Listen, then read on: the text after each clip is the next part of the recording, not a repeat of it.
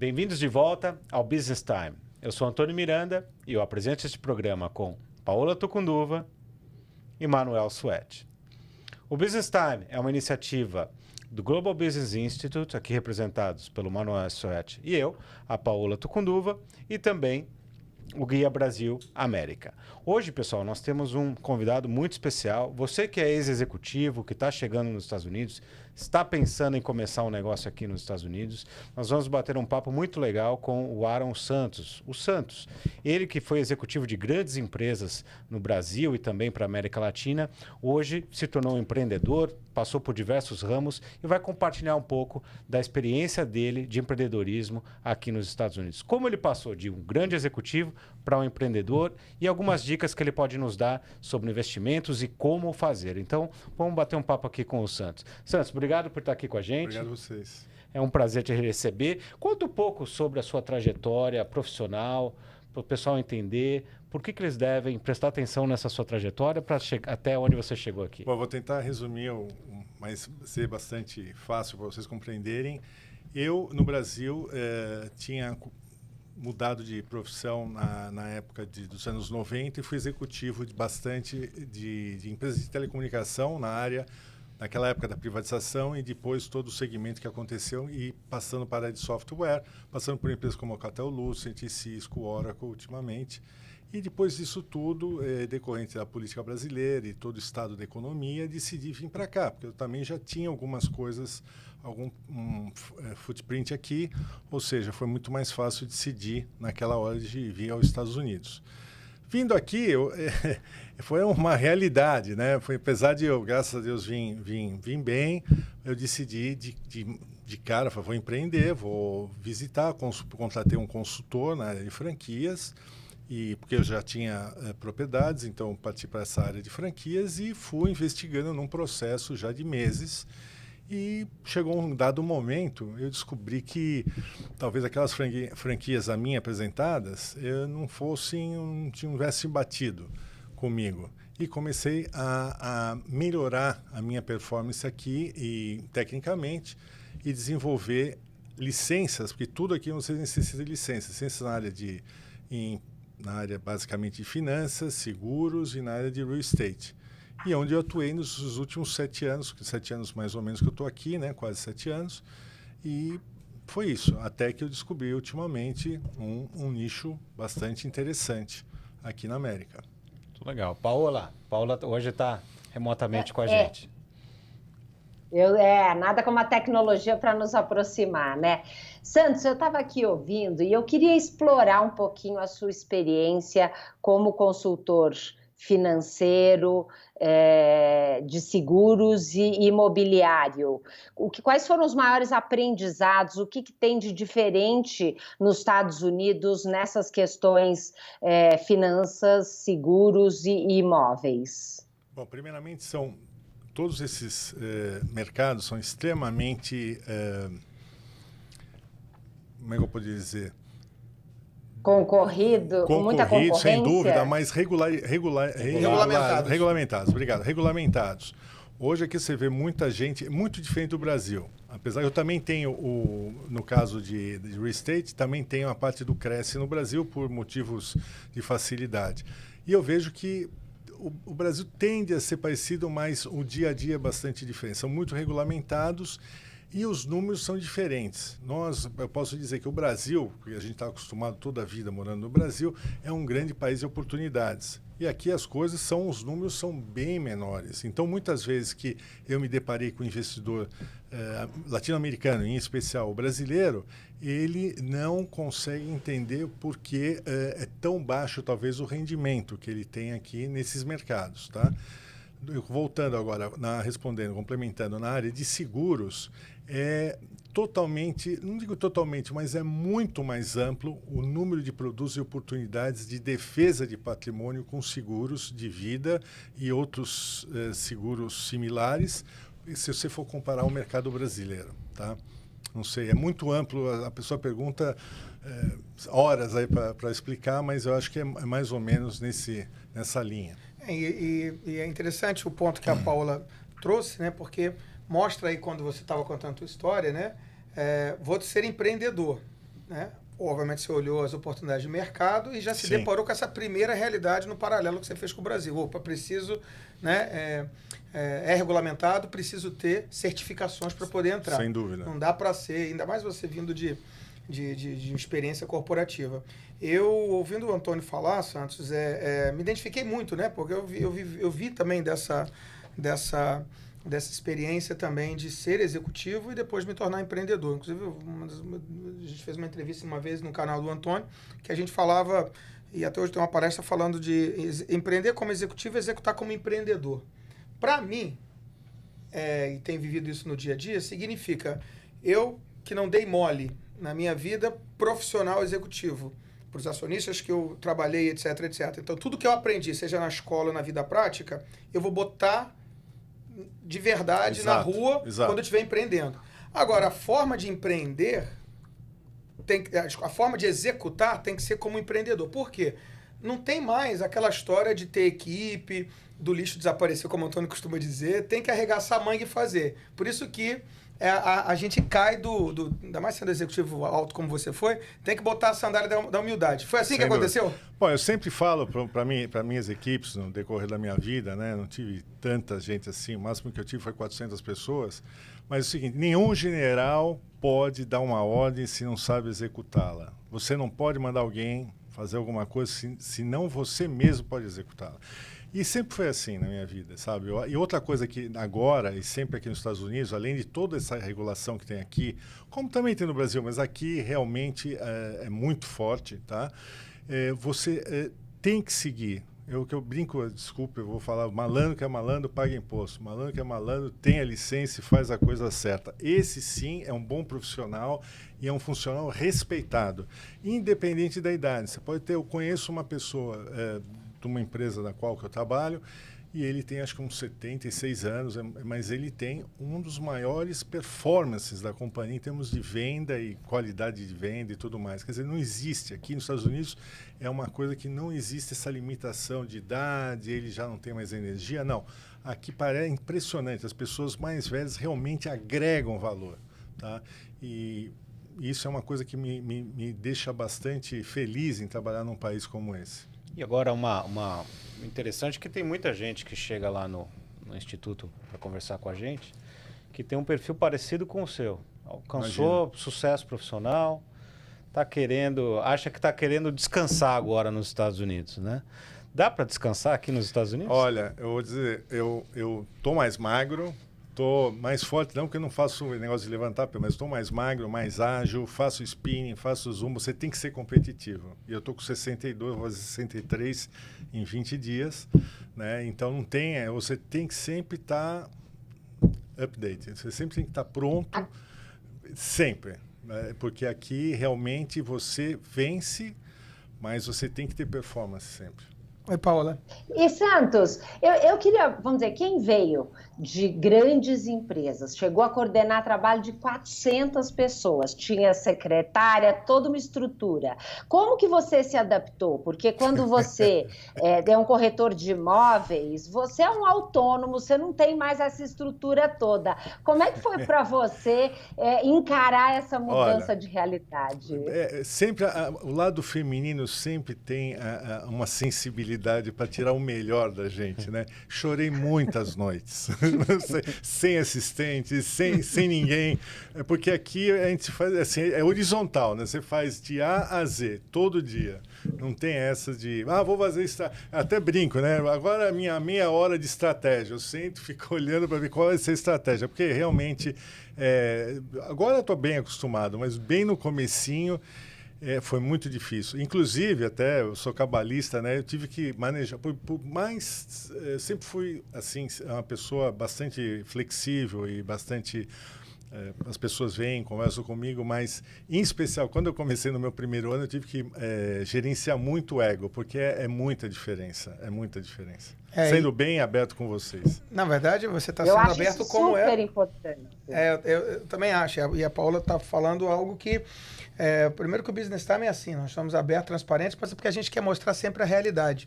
E como o Antônio falou, a realidade do ex-executivo que aqui vira empreendedor, que descobre que ele é Zé Ninguém, de que ele é menino, tem que começar do zero, né? Quanto nos foram... Aí eu ainda tenho déjà vus, né? Quando tinha gente para fazer alguma coisa, não, liga lá pro cara da estratégia. Não, sou eu mesmo. Liga lá pro cara para fazer a operação. Quem tem que ir pro banco pagar a conta? Sou eu também. Né? Então você tem vários pratinhos. Mas você falou de algumas coisas que são muito interessantes nessa jornada, né? Adaptabilidade, humildade, né? Olhar, tá sempre preparado, up to date. Mas tem uma coisa que eu achei interessante, que você vem olhando, né? Que chama nicho, oportunidade. Os Estados Unidos, eu tenho aprendido isso todos os dias, é um país de oportunidades, mas também de nichos. E os nichos são muito grandes. Como é que foi essa luz aí que você percebeu? Foi assim, uma amiga minha veio me colocar, bom, se eu posso falar um pouco do produto, que tem que entrar em alguma... Ela falou, olha, eu estou com esse produto assim, que é um laboratório, e eu estou oferecendo para os médicos nas clínicas e não estou tendo resultado, porque eles são muito ocupados, eles têm dinheiro, eles têm linha de crédito praticamente zero de custo. E eles não conseguem, eles não compram, eu estou meio preocupada. E isso era um sábado à tarde. Na segunda eu tinha, na empresa que eu trabalho, de real estate, tinha uma reunião com 2 investidores do Espírito Santo, 2 fazendeiros muito ricos. Eu falei, vem comigo, vou mostrar a parte que eu tenho na parte comercial para eles, a oportunidade, e você expõe. E ela expôs. Os olhos dos 2 brilharam. Eu olhei aquilo e falei, done, é aqui. Isso tem que... Aí que veio uma grande... Porque naquele momento era só uma venda de um turnkey, do equipamento, de tudo, para o investidor. Eu falei, mas eles não sabem tocar o dia a dia, como fazer? E aí surgiu, durante aquela semana, a ideia do tripé, que o tripé é a peça, assim, a estabilidade perfeita. Porque se bate um vento, ele vai aguentar o mais forte possível. O vento são as incertezas da vida. Então eu falei, é por aqui. Então a gente montou o pessoal, o investidor, a parte médica, os médicos, e a parte de operações, porque nem o médico sabe, porque não tem tempo, e nem o investidor sabe o que o médico faz. Tem que ter alguém no meio para aumentar a produtividade, melhorar a performance. E isso, graças a Deus, a gente começou a formatar o produto, e nessa parte a gente estava acostumado, dentro da minha história, a gente preparou o produto e começou a formatar, e está indo bem. Graças a Deus, está indo só para a gente meses. entender, você estava, então, em real estate, né, no ramo imobiliário, surgiu uma pessoa com esse problema. Sim, ela amiga, tinha laboratórios, equipamentos e insumos de laboratórios para montar dentro de uma clínica, e você viu, puxa vida, aí tem uma oportunidade. Mas isso não é regulado, Santos? Como é que aconteceu alguma coisa aí no eu mercado? perguntei, não, exatamente. Há 18 meses atrás, 18, 19 meses atrás, mudou o marco, a gente chama no Brasil, marco regulatório. Mudou o marco regulatório, bem longo, é bem extenso. Tentei ler dias para conseguir entender, que são várias normativas. E dentro delas é que, por problemas de serviços dentro da medicina nos Estados Unidos, né, e a gente às vezes fala, pô, Estados Unidos, mas são 300 milhões. Então, é algum problema. Deu-se oportunidade, o governo americano abriu a oportunidade da clínica atender seus clientes, seus pacientes, com um laboratório agregado à clínica. Pode ser internamente, geograficamente dentro da clínica ou perto da clínica, mas que seja da clínica. E com isso mudou. Então aconteceu o seguinte, a oportunidade para os integradores venderem o turnkey, ou seja, instalar o laboratório na clínica, prepararem, treinarem as pessoas, licenciar o laboratório junto ao governo federal. Todo esse turnkey, né? O pacotinho todo pronto para o médico, e aí depois veio o investidor, que foi uma bolação nossa, uma ideia nossa, de botar um investidor e operação para fazer toda a clínica rodar. A ideia do modelo de negócio de tripé. Né? Aí veio Então, Manuel, eu queria aqui aproveitar para ressaltar um ponto muito importante. Então, são praticamente 7 anos que o Santos está nos Estados Unidos, pondo a mão na massa, trabalhando com a parte de consultoria financeira, de seguros, de venda no mercado imobiliário, para ele encontrar essa oportunidade e agora começar a canalizar parte do tempo da energia dele para construir e transformar essa oportunidade num grande negócio. Então, eu acho que isso é um ponto muito importante, porque muitas vezes o brasileiro chega e quer em um ano ficar milionário nos Estados Unidos. Isso não vai acontecer. É trabalho, é tempo, é experiência e tem que pôr a mão na massa. Se ficar em casa esperando a oportunidade chegar, também não enxerga. Então, eu queria só reforçar isso. Totalmente, você está 110% correta. Se você aqui, ainda mais aqui nos Estados Unidos, se você não coloca a mão na massa e entende, porque o mercado é diverso. As finanças aqui são diferentes. Existe muita oferta, talvez, de dinheiro até barato, se a gente for comparar com o Brasil, mas muitas vezes é uma armadilha para você. Então, você tem que saber realmente conhecer muito. E não tem como não conhecer, a não sendo pondo a mão na massa. Existe um timing, entendeu? É um ciclo. Eu acho que esses quase 7 anos é um ciclo que eu tive que passar, entendeu? E aí chegou, como eu brinco muitas vezes, eu descobri meu iPhone agora e graças a Deus os aportes, as vendas estão sendo muito boas, de brasileiros, agora, se Deus quiser, os argentinos. E começando, apesar do problema todo na Argentina, existe muita ideia de fazer investimento aqui. E que aporta algo acima de $1 milhão já colocado na nossa ideia que já está se concretizando. E vocês estão agora, né, depois de todo esse aprendizado que você teve como executivo, área financeira, real estate, viu essa oportunidade, agora você vai fazer um rollout disso, né, vai trazer mais pessoas, investidores para fazer isso. Como é que você está pensando em medir essa prova de conceito inicial? A partir de que momento você vai falar, olha, agora a operação está redonda e eu vou querer realmente chamar Antônio, isso primeiramente, um caso de vocês dois sabem, vocês estão no Instituto melhor do que nunca está redonda. Está redonda de hoje para amanhã. E amanhã vai ficar mais redondinha. E isso tem essa humildade, tem que ter de não se achar king, né? E o rei da cocada, como dizem lá em Salvador. Não, é sempre... E já fomos procurados, por causa que a ideia espalhou perante os médicos daqui, e uma pessoa que faz IPO já nos procurou. Eu só falei, vamos devagar. Mas ele fez uma coisa muito importante. Por mais que a gente tenha conhecimento, nós fomos bastante humildes em reconhecer, e ele deu uma cartilha para nós de IPO, né? Assim, uma cartilha mal dizer, mas ele deu uma série de diretrizes e falou primeiro ano até aqui, segundo ano, isso de graça. Ele apareceu, ele conversou, ele fez 3 IPOs em Nova York, 3 empresas dele, multimilionário, né? Eu tive também no Brasil, não sabia, numa reunião com um banqueiro que tinha banco na Colômbia, na Argentina e no Brasil, que falou, eu estou impressionado, pena que eu só compro 100%, eu não quero participar com uma parte. E no tripé, o investidor participa com 50%. Só para avisar, alguns amigos não sabem o termo em inglês, né? O IPO é o Initial Public Offering, né? A oferta inicial de ações aí. Assim Interessante. Como o turnkey, né? O turnkey é a hora que você vai para a rua. Não, mas é muito comum isso, porque é linguagem corporativa, né? De quem faz negócio. O Business Time também tem essa missão de ensinar. Legal. E aí, Paola? E aí, assim, eu queria que você compartilhasse com a gente um pouco o perfil dos investidores e empreendedores brasileiros que têm te procurado para essa oportunidade, o que eles estão procurando aqui nos Estados Unidos e quais têm sido essas soluções e como é que eles têm encontrado, porque eu acho que também é uma mudança de paradigma. No Brasil, a gente era acostumado com taxas de retorno de investimento muito elevada, muito acelerada. E nos Estados Unidos os números são diferentes, é uma economia mais estável, mais segura, como já ensina a economia. Mais risco, rentabilidade maior, mas você pode perder muito. E no mercado americano, então eu queria que você falasse um pouco do perfil desses investidores. Dando o segmento ao que você está falando, primeiramente, onde os Estados Unidos é forte? Por conta é risco que não existe acomodação. Você tem que ir investir no seu negócio. Então, o que acontece? Não existe como deixar um dinheiro no banco rendendo 10%, 12% ao ano, sem fazer absolutamente nada produtivo com esse dinheiro.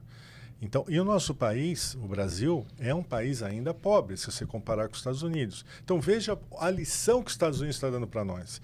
E eu acho que o momento é agora que o brasileiro está acordando por, eu diria, até um empurrãozinho, né? Que as taxas caíram absurdamente do CDI, as taxas caíram muito e vocês estão procurando alguma coisa. Respondendo a sua pergunta com relação às pessoas que estão procurando, apesar de ser um laboratório, nós temos médicos, grupos de médicos que são investidores, porque o médico, ele rapidamente, ele pega e são, eu diria que hoje, 40% das pessoas que estão nos procurando e acertando, e eles estão formando grupos e comprando 9 laboratórios. Hoje mesmo firmamos 8 laboratórios. E quando eu falo 8 laboratórios, não é que a gente vai fazer 8 laboratórios assim, da noite para o dia. Isso tem um time frame, isso tem um tempo para ser colocado. São, nos próximos 12 meses, 8 laboratórios. Então, ele faz um contrato e nós vamos colocando, né, na medida do possível. E isso, agora, dos outros 60%, eu digo para você, Paula, é gozado. Eu tenho pastor evangélico, foi o primeiro cliente, porque o pai morreu de bactéria em 9 dias. É impressionante isso. E eu tenho um CFO de uma companhia de 400 pontos de venda no Brasil, que ele quer investir aqui. Eu tenho uma pessoa, um brasileiro que já mora na Flórida, com 15 empresas aqui, que ele adorou. Ele foi comigo na advogada e falou, meu Deus do céu, eu adorei o modelo, adorei a segurança jurídica, coisa que a gente não tem no Brasil, né? Se fala tanto. E fechou na hora que nós saímos, ele fechou. E é esse o perfil de pessoas empreendedoras, pessoas que conseguem enxergar e que estão sendo impulsionadas pela a taxa de retorno baixa que está deixando o dinheiro no banco no Brasil, como aqui nos Estados Unidos há décadas. E de novo, ouvindo você falar, só corrobora, né, para poder ver que realmente essa adaptação que você teve, né, e que hoje, inclusive, está levando outras pessoas, sejam empreendedores ou ex-executivos, né, para poder pegar, né, carona nesse projeto, eu acho que isso é a grande lição que a gente tem aqui. E eu fiquei ouvindo você falar e me lembrei de uma coisa, né? Quer dizer, quando a gente era executivo, ainda mais quando você vai chegando muito sênior, né? Você acha que você é o rei da cocada preta, a própria organização faz com que você seja. E, na verdade, você é bom em uma coisa, ou duas. Né? O restante você precisa de gente. Quando você vira empreendedor, você tem aquela noção, mas isso fica mais claro ainda, né? Bastante. Sem parcerias e pessoas que complementem a minha competência, eu não consigo desenvolver. Essa é uma área totalmente nova para você. Como é que tem sido isso, essa explorar e sem desconfiar, né? Eu, graças a Deus, tive muita sorte depois que apareceu essa oportunidade, que, por exemplo, em algumas empresas, eu sempre fui líder na hora de fazer as alianças. Por exemplo, na hora que eu tinha alianças para toda a América Latina. Então, o que acontece? Quando a primeira coisa que aconteceu, eu comecei a falar com essas alianças, que tem outras alianças, que tem outras alianças. Então, o meu modelo de negócio, inclusive na companhia, que é uma companhia muito conhecida mundialmente de real estate, eu sou responsável, enquanto estou lá até hoje, mas eu tenho 34 alianças no Brasil, feitas através de mim com essa companhia. Então, é um modelo, é muito natural para mim. Eu não consigo ver... Eu acho que a gente não pode ser ganancioso. Você tem que dividir, tem um ecossistema. Então, você começa a trabalhar em ecossistema, e quando a pessoa, o duro é a outra pessoa da aliança entender que um ecossistema eu ganho, você ganha, e o nosso investidor está super feliz. O investidor, para mim, é a célula máter. Ele tem que estar sempre bem alimentado e sempre confortável, na medida do possível. Tá? Então, foi assim, eu tive sorte. Porque muita gente sofre. Eu tenho gente que... Ontem eu tive casualmente um jantar com o ex-presidente da Motorola, da HP, que é um amigo nosso antigo, que estava relembrando o passado.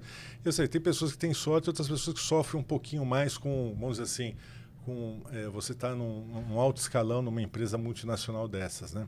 Ontem o papo era assim, que saudade das executivas e primeiras, sabe? Foi uma brincadeira nossa, sabe? Porque ninguém, no avião, ninguém toca o telefone para perguntar do budget, isso, aquilo e tudo mais. Então foi muito divertido ontem, porque era um sentimento de felicidade. Eu estava no avião, falei, bom, agora tem 8 horas, estou tranquilo aqui. Eu acho que tem o componente sorte quando você está empreendendo, ele vira competência. Primeiro que é sangue no olho, você não pode falhar.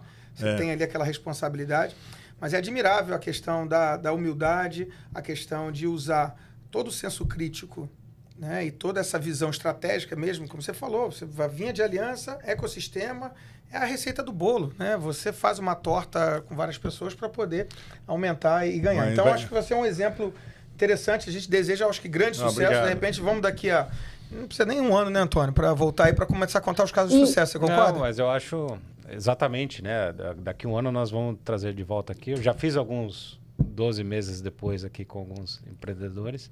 Sorte, muitos deles deram certo. A Paola quer falar mais alguma coisa, Paola, antes da gente ir para o Mitos e Verdades? Se dá tempo dele fazer assim, as maiores lições, os fatores críticos de sucesso para ao longo desses 6, 7 anos ele ter traçado uma jornada de sucesso nos Estados Unidos. Por exemplo, eu cheguei aqui, eu gostei muito da área financeira, entrei na área financeira, foi um choque muito tremendo por várias razões. Saí do cargo que eu estava, eu vou tentar sumarizar, e entrar num lugar que eu era um vendedor de seguros. E eu falava, não, eu sou um vendedor de soluções. Não, até que eu falava, não, você é um vendedor de seguros, você tem que trabalhar que nem... Eu era o único brasileiro, em 50 gringos americanos, falando só inglês ali, aquela coisa de americano, muita performance, muito push, aquela coisa toda. É um choque muito grande. Aí eu dei uma para trás, eu tive que voltar um pouco para trás e voltar a andar assim pequenininho, devagarzinho, baby steps, né, como dizem, devagarzinho para voltar, porque eu demorei uns 4 meses, tomei um choque muito grande, mas tudo bem. Aí comecei a ter performance. Tá certo? Aí eu adaptei o seguinte, fui para uma agência de seguros latina, porque estava duro aguentar os americanos, era muito forte a coisa. E aí fui na área de real estate. Eu já comecei, no final, comecei na área comercial mais que eu me adaptei. Por quê? Na área comercial no real estate você tem uma área muito mais racional do que emocional. Eu me lembro rapidamente, o primeiro apartamento que fui mostrar para uma senhora, ela adorou o apartamento. Ela falou, não gostei da cor da parede, não dá para comprar. Eu falei, minha senhora, a senhora pode pintar. Eu pinto para a senhora. Ela falou, não gostei, vamos ver outro. Quer dizer, é emocional. Ela adorou o apartamento, um balcão, um terraço maravilhoso, um lugar maravilhoso. E ela não gostou porque era marrom a parede. Eu falei, eu pinto para a senhora. Ela falou, não, deixa, vamos ver outro. Então, esse tipo de coisa, eu não estava acostumado. Eu ia falar com... Eu ia na Telebrás, falar com o General Alecá, sabe? É uma coisa diferente, então é muito difícil. Esses foram os primeiros 2 anos e meio, 3. E depois foi adaptando. Muita multicultura em Miami. Trabalhei para russo, americanos, muitos latinos, tem que aprender as línguas, tem que aprender o que cada um colombiano pensa, um venezuelano, um mexicano, completamente diferente do resto da Latinoamérica. E aí por aí vai. Isso tudo engrandece o meu coração. E realmente eu sou uma pessoa... Você que conhece pessoas que foram muito íntimas minhas, né, você sabe, eu sou uma pessoa assim que eu gosto do desafio e gosto dessa multiplanos, assim, você consegue trabalhar em várias áreas, né? Essa diversidade. Diversidade. Diversidade também é um lugar cosmopolita, né? Só queria dar muita gente vem para cá, eu moro agora, graças a bom Deus, 1,4 quadra da praia. E eu trabalho num escritório que atravessa a rua, estou na praia, em Sunny Isles, que é uma praia bem bonita aqui. O que acontece? Eu nunca vou na praia. Eu cheguei ontem no escritório às 6h10 da manhã e acabei... depois do jantar com o ex-presidente da Motorola, tá certo que eram amigos, mas às 9 da noite. Quer dizer, não tem almoço grátis. Se o pessoal pensa que porque teve uma posição privilegiada, veio para cá, não tem. Aqui é um recomeço. Agora, é um país e é um mercado que, se você atuar forte, você recebe forte. Tem o seu tempo de maturação, pressuposto. Santos, nós vamos agora para um momento final aqui do nosso programa, que é o Mitos e Verdades. Tá? Você tem que falar rapidinho se é mito ou se é verdade.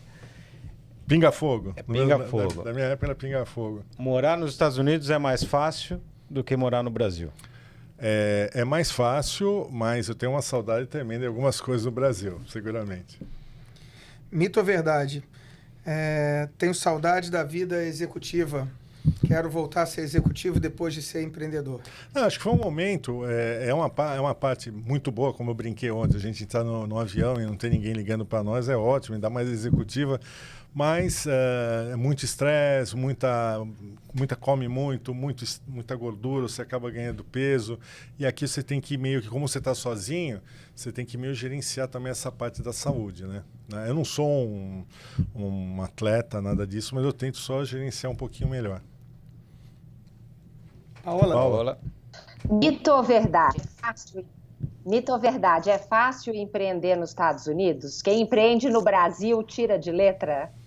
Olha, ela realmente hoje está matadora. Fantástica a pergunta, eu te digo. Super mais fácil. Super, mas te digo.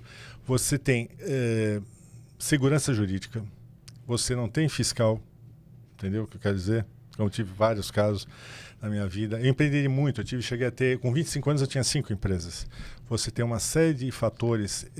O crédito, se você faz a coisa direita, você tem uma linha de crédito definida, você consegue planejar e você consegue crescer. Você consegue fazer um business plan de 1 ano e de 5 anos, sabe? Então, cumprir metas. Você consegue fazer e cumpri-las. Ou tentar cumpri-las, que no Brasil era mensal. Eu que vivi com empresas no Sarney 80% ao mês de inflação, vocês imaginam como era.